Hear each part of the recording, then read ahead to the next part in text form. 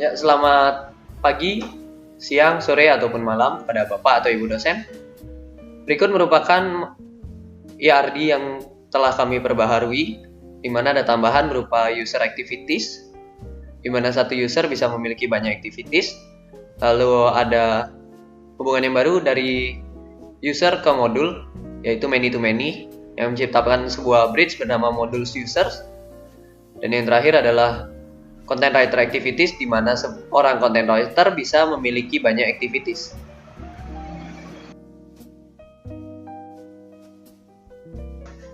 Berikut merupakan bentuk dari kelas diagram yang sudah kami perbaharui, di mana ada tambahan berupa user activity, lalu ada tambahan modul user, dan yang terakhir adalah content writer activity. Kali ini kami dari kelompok recording akan mensimulasikan aplikasi kami yang sudah selesai. Untuk simulasi kali ini, saya akan mencontohkan menggunakan akun sebagai admin. Akun admin yang kami gunakan adalah root untuk username dan MySQL untuk passwordnya. Jika ditekan tombol Remember Me,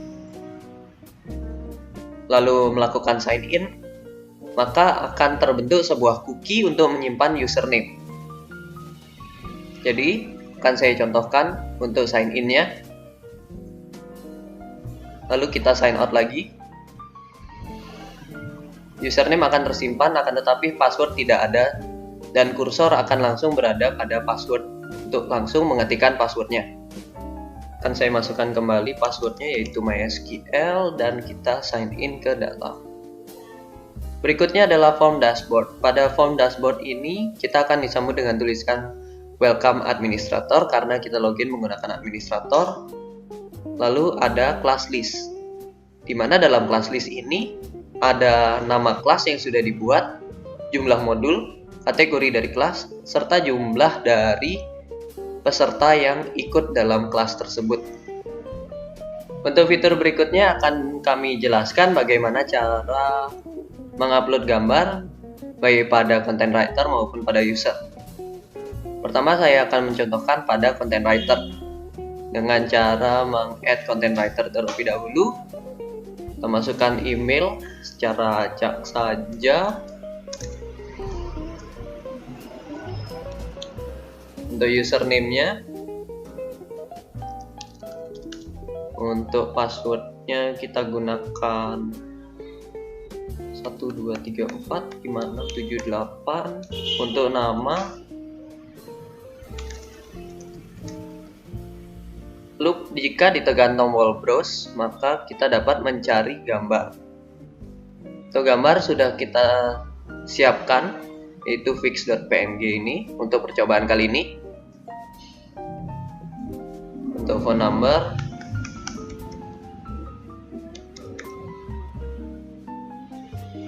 lalu tekan save.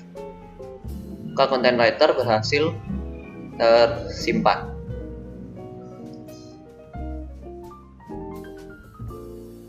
Seperti yang terlihat di sini, content writer yang baru saja dicoba. Selain bisa memasukkan foto baru, kita juga bisa mengubah foto yang sudah ada. Contoh pada ID 1 akan saya ganti fotonya dengan fix.png. Lalu tekan save dan foto akan berubah. Seperti yang sudah saya bilang tadi, fitur ini juga ada pada user. Akan saya contohkan dengan cara meng-add user. Mengisikan email secara acak lagi. Username, lalu passwordnya dengan nama mencoba. Untuk profile picture tekan browse, lalu klik fotonya, maka foto akan tersimpan di sini. Ke nomor telepon, jenis kelamin, dan kota. Lalu tekan save. Jika muncul seperti ini, maka user sudah berhasil tersimpan. Lalu jika di scroll ke paling bawah, akan ada user yang baru saja di-add. Pada user juga bisa mengubah fotonya dengan cara menekan edit, lalu browse, dan pilih fotonya. Jika sudah muncul, maka save. Maka foto akan berubah.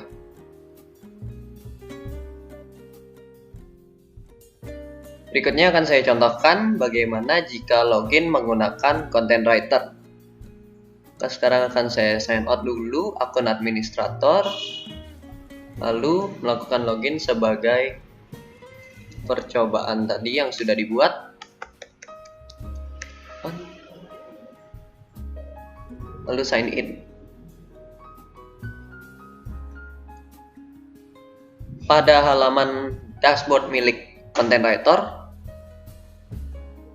akan ada tulisan recent activity, di mana di recent activity ini nanti akan muncul kegiatan yang terakhir dilakukan oleh content writer tersebut. Lalu ada class created di sebelah sini yang isinya adalah kelas-kelas yang sudah dibuat oleh content writer tersebut. Berikutnya akan saya contohkan pada bagian change profile. Content writer memiliki akses ke change profile untuk mengubah foto profilnya, email, nama, dan nomor telepon. Yang akan saya contohkan adalah mengganti fotonya. Sudah disiapkan foto untuk percobaan. Foto sudah masuk, lalu kita tekan save. Foto yang diupload dari manapun akan langsung di resize dengan ukuran 147 x 147 pixel dan disimpan pada file yang sudah ditetapkan, yaitu di OSC Recording Image bagian Content Writer. Baiklah, sekarang saya akan menjelaskan fitur berikutnya. Dari halaman master ini, di menu kelas, Content Writer dapat membuat kelas baru. Seperti contoh, nama kelasnya belajar Python. Nah, di bagian combo box Content Writer ini otomatis terisi Content Writer yang login, yaitu adalah percobaan ini. Kemudian kategorinya dapat dipilih. Sebagai contoh, di sini menggunakan kategori expert. Deskripsinya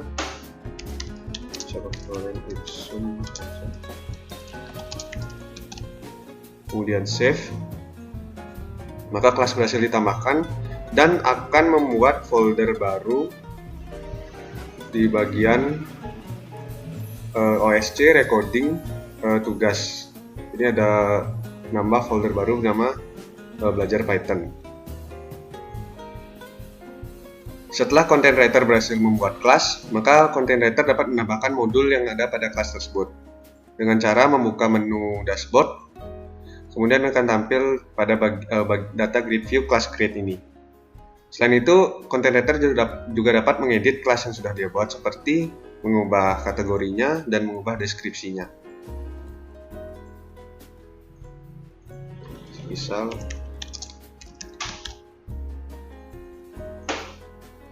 kemudian jika Content Writer ingin menambahkan modul, maka dapat menekan pada kolom name ini. Nama kelasnya belajar Python ini diklik. Nah, ini adalah tampilan dari list modul yang ada pada kelas belajar Python.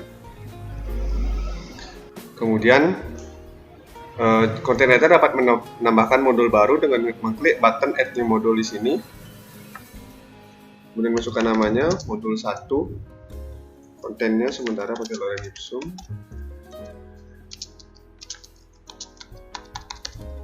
Kemudian save, buat konten modul baru.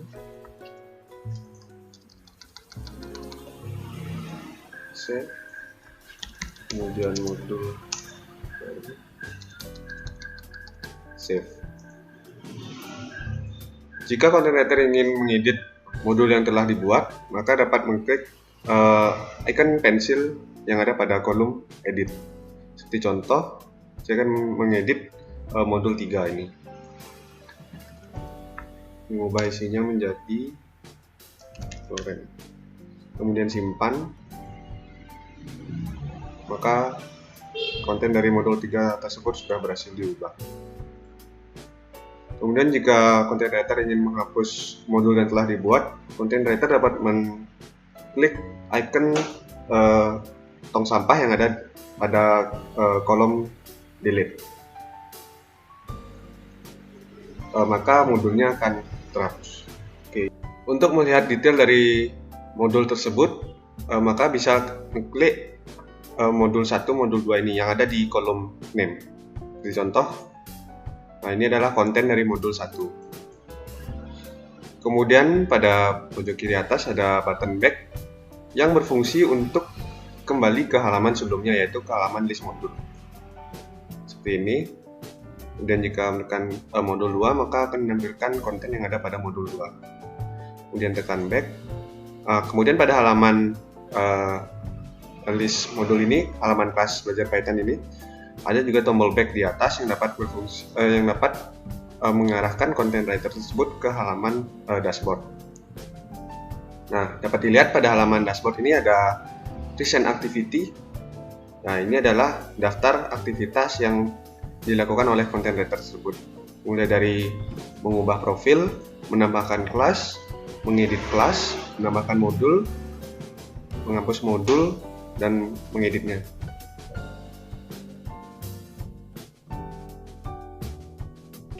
Selain itu, pengguna juga dapat membuat akun pada aplikasi ini melalui halaman register tanpa harus menghubungi administrator terlebih dahulu. Caranya adalah dengan mengklik button create account yang ada pada halaman login, maka pengguna akan diarahkan ke halaman register. Kemudian masukkan emailnya, john@gmail.com, dengan username John, passwordnya 123456778. Kemudian icon yang ada di text box password ini, icon mata ini, berfungsi untuk menampilkan password tersebut ataupun menyembunyikannya. Kemudian centang pada kotak ini untuk menyetujui persyaratannya, dan klik sign up untuk mendaftarkan akun tersebut. Jika registrasi sudah berhasil, maka pengguna dapat login dengan menggunakan akun tersebut. Kemudian pengguna dapat login ke aplikasi dengan menggunakan akun yang sudah dibuat.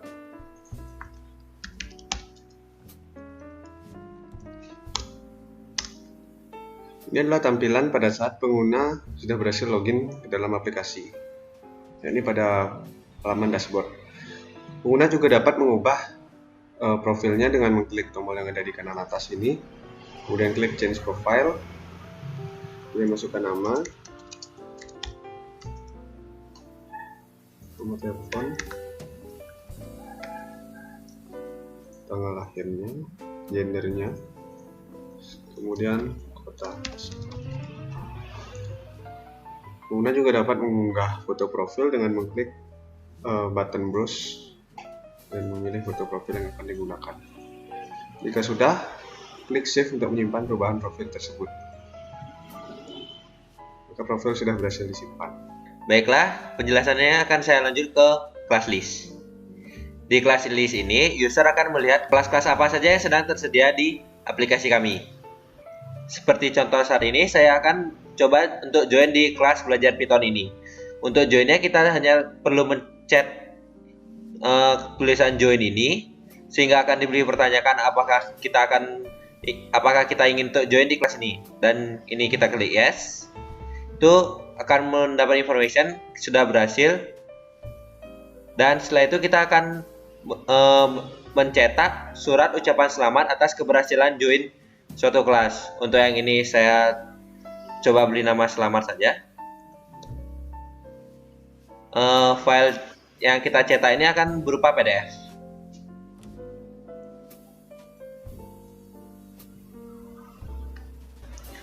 Selanjutnya, untuk melihat kelas apa saja yang sudah kita join, kita dapat melihat di dashboard. Itu di paling bawah. Ini di Class Learn ini. Dan dari Class Learn ini kita bisa mengakses modul-modul setiap kelasnya dengan cara mengklik tulisan nama kelas tersebut. Nah, seperti contoh ini di kelas belajar Python terdapat dua modul, yaitu modul 1 dan modul 2. Saat kita membuka kelas pertama kali, status dari setiap modul ini akan terset sebagai not finished. Dan jika kita ingin mengakses materi dari suatu modul, kita tinggal mengklik namanya, seperti contoh ini. Itu kita akan langsung diarahkan ke materi ini. Jika user sudah selesai memahami materi ini, ia perlu mengklik button learn ini. Dan akan keluar notifikasi kalau user sudah menyelesaikan modul ini. Lalu klik back, maka statusnya saat berada di sini itu akan berubah menjadi finish. Dan jika status dari semua modul ini belum finish, jika user mencoba untuk mengupload project, maka akan keluar peringatan untuk menyelesaikan semua modul terlebih dahulu. Maka dari itu saya akan mencoba untuk menfinish modul kedua dengan cara yang sama seperti yang saya lakukan di modul pertama. Jika kedua modul sudah tercetak, sudah statusnya berubah menjadi finish, maka kita bisa mengupload project kita. Itu akan langsung terbuka file explorer seperti ini. Kita coba meng-add suatu data seperti data ini. Jika kita pencet OK, akan keluar tombol submit di sini dan juga nama file yang tadi kita inputkan. Lalu kita coba submit. Itu akan keluar informasi jika kita sudah berhasil mengupload tugas kita dan kita hanya perlu menunggu nilai dari content writer. Jika pengguna sudah mengupload project-nya, maka pengguna tidak dapat menguploadnya kembali. Namun, pengguna atau user tersebut bisa mengupload kembali jika project yang dikumpulkan sebelumnya itu ditolak oleh content writer. Jika pengguna sudah mengumpulkan project-nya, maka content writer sekarang akan bertugas untuk memberikan nilai ataupun menolak tugas yang sudah dikumpulkan tersebut. Contoh content writer-nya adalah cobaan. Ini adalah content writer yang membuat kelas belajar Python tersebut. Dari sini, content writer dapat melihat tugas yang sudah dikumpulkan oleh murid yang ada di kelas tersebut dengan mengklik button View Student yang ada di pojok kanan atas. Nah, dari sini content writer dapat melihat daftar murid yang mengikuti kelas belajar Python ini. Nah, di sini user yang tadi sudah mengumpulkan tugasnya, John Wick PDF ini. Kemudian content writer dapat mengeditnya dengan memberikan nilai accept ini, kemudian memberikan nilai ataupun menolak tugas tersebut.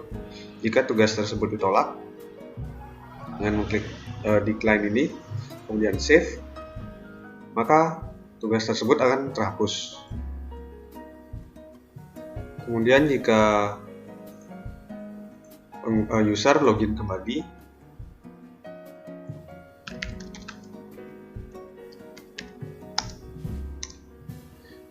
dengan mengklik kelas learn-nya belajar Python ini dan melihat kembali ke halaman list modul ini, maka button upload project tersebut dapat diklik karena tugas project yang dikumpulkan sebelumnya tersebut ditolak. Kemudian pengguna mengupload project-nya seperti ini, submit-nya, maka project berhasil diupload kembali. Project tersebut akan disimpan di folder OSC, decoding, bagian tugas, dan nama kelasnya itu belajar Python. Nah, ini adalah tugas yang sudah dikumpulkan oleh user tersebut.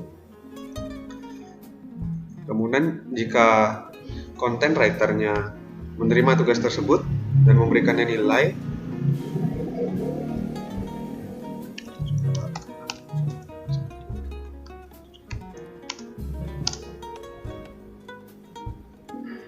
Kemudian content writer yang memberikan nilai semisal 85. Ini bannya. Maka tugas tersebut sudah diterima dan pengguna tersebut dinyatakan lulus dari kelas belajar Python. Dan jika content writer berusaha untuk mengedit kembali, maka tidak akan bisa karena murid ini atau pengguna ini sudah dinyatakan lulus dari kelas belajar Python tersebut. Nah, di halaman dashboard ini akan muncul activity seperti content writer ini sudah mengedit skor dari pengguna ini pada kelas belajar Python. Dan jika kembali ke halaman dari sesi pengguna,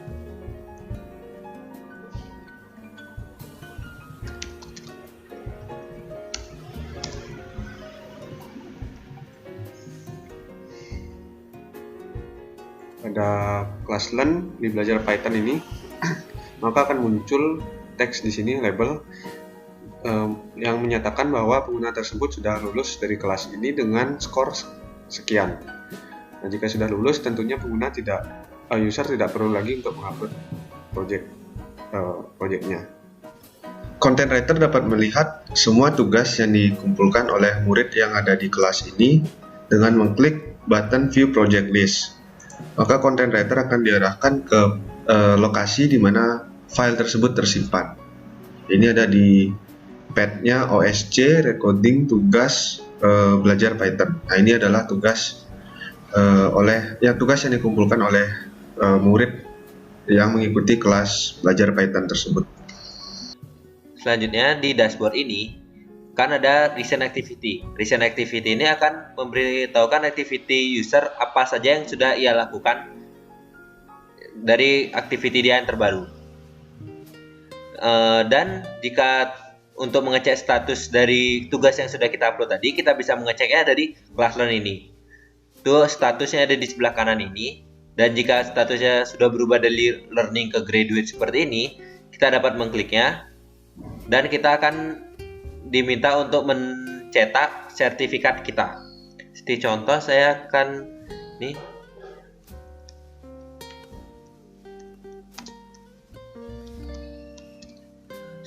saya akan memberikan nama file dari sertifikat, yaitu sertifikat Python, dan saya save. Itu selain dari kita mengecek status graduate kita dari kelas learn yang terdapat di dashboard, juga dapat mengeceknya dari list kelas. Selanjutnya saya akan menunjukkan seperti apa contoh dari surat ucapan dan sertifikat yang telah kami buat. Ini adalah contoh dari surat ucapan yang telah kelompok kami buat. Dan ini adalah contoh dari sertifikat yang kelompok kami telah buat. Baiklah, sekian dari simulasi dari program kami yaitu Recoding. Terima kasih.